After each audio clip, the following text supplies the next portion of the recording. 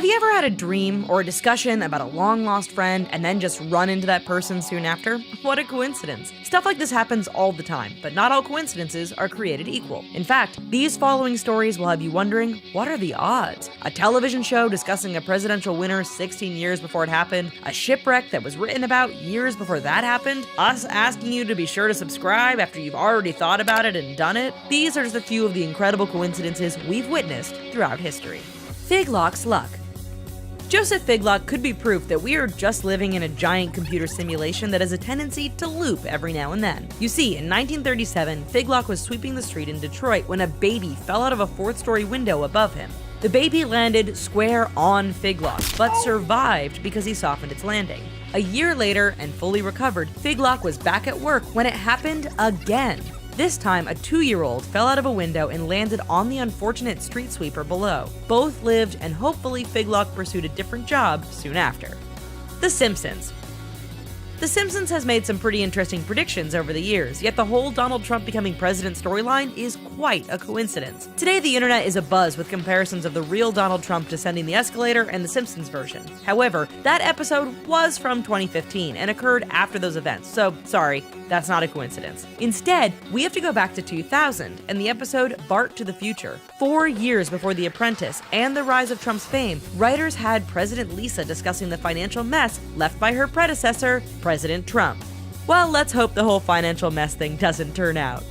Kennedy versus Lincoln. American presidents Abraham Lincoln and John F. Kennedy shared some rather fascinating similarities. Obviously, both were assassinated, but it goes beyond that. They were elected to Congress in 1846 and 1946, respectively. They were both elected president in 1860 and 1960, respectively. Lincoln gave the Gettysburg Address in November 1863. Kennedy was assassinated in November 1963. Lincoln was succeeded by Andrew Johnson, who was born in 1808, and Kennedy was succeeded by Lyndon Johnson, who was born in 1908. What are the odds? Is this one a case of bad luck or just incredible coincidence? In July 1974, Neville Erskine was driving his moped in Bermuda when he was hit by a taxi and killed.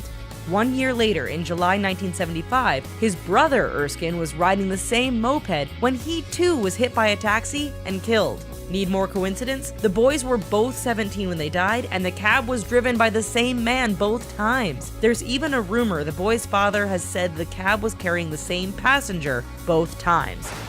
Creepy. Poe's foresight. Speaking of creepy, Edgar Allan Poe was at the center of a coincidence sure to send chills down anyone's spine. In 1838, Poe published the narrative of Arthur Gordon Pym. The fictional tale follows the adventures of a man who at one point is stranded in a lifeboat with 3 others. Desperate, the men decide to eat one of their friends, who is named Richard Parker. Fast forward 46 years to 1884, 4 men on a yacht run into bad weather and are forced into a lifeboat. Running out of food, 3 of the men decide to kill and eat the weakest of the group. The name of that man they ate? You guessed it, Richard Parker. Mark Twain. In 1835, soon after the appearance of Halley's Comet, Samuel Clemens, aka Mark Twain, was born. Twain became best known as an American writer who produced some memorable works over his lifetime. His story also has one pretty big coincidence. You see, Halley's Comet comes roughly every 76 years, and in 1909, Twain predicted that he would die when the comet reappeared. Sure enough, in 1910, 1 day after it appeared at its brightest, Twain died of a heart attack. Enzo and Mesut. Take a look at these 2 pictures. One is black and white and the other is color, yet the person in each looks the same. Are they the same person? Perhaps they're brothers or father and son. Nope. The first picture is of the legendary Enzo Ferrari, race car driver and founder of Scuderia Ferrari. The other picture is of footballer Mesut Ozil. Born in Germany, Ozil is famous for playing with the German national team Real Madrid, and currently Arsenal. While the two look very similar, the main coincidence is that Ferrari died in August of 1988 and Ozil was born in October 1988. As an added bonus, here's a picture of Ozil getting into his own Ferrari. A Titanic coincidence?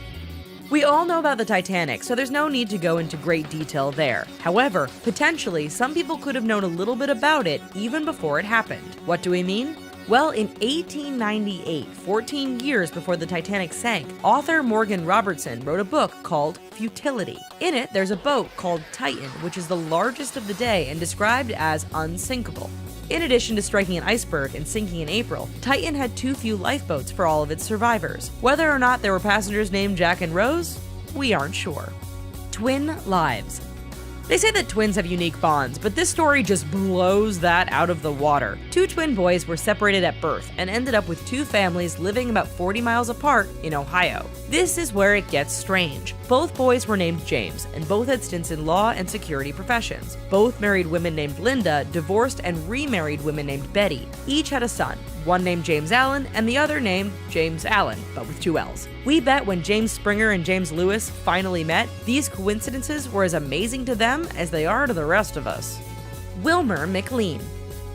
Trouble has a way of following people around. In the case of Wilmer McLean, you could say war had a way of following him around. You see, McLean lived near Manassas Junction, Virginia, and had a stream called Bull Run that flowed through his farm. In 1861, this just happened to be the location of the first major engagement between the North and the South in the American Civil War.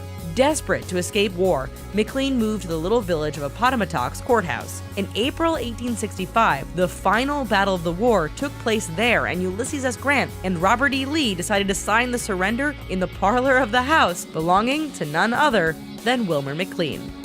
Those are some amazing coincidences. If you liked that, be sure to check out the array of other entertaining videos and articles over at The Richest. Also, be sure to subscribe. Bye-bye!